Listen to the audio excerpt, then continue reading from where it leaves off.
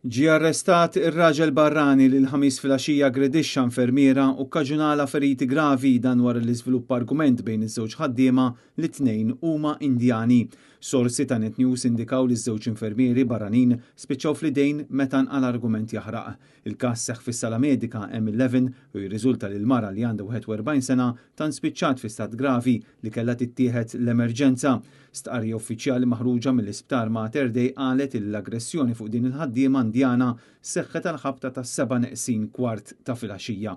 Iżda l-pulizija qalu li ġew infurmati nofsija wara fis-7:15.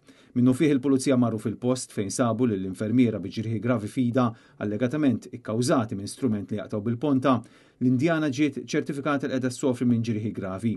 L-allegat aggressur li għandu 36 sena kien laħaq ħarab mill-post għalkemm ġie arrestat il-ġimgħa filgħodu.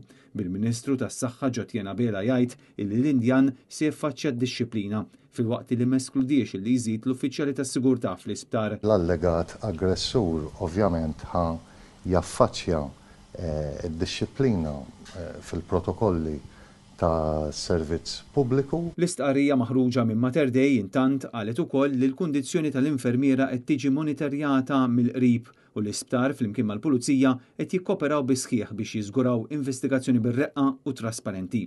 Għalkemm il-Ministru kkonferma li mhux se ssir ebda investigazzjoni interna. Ħadkun qed issir investigazzjoni interna?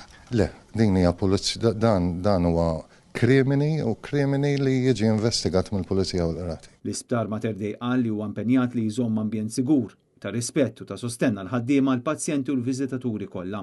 Dan fil-waqt li l-isptar qed jieħu l-azzjonijiet kollha meħtieġa sabiex indirizza din is-sitwazzjoni b'mod xieraq.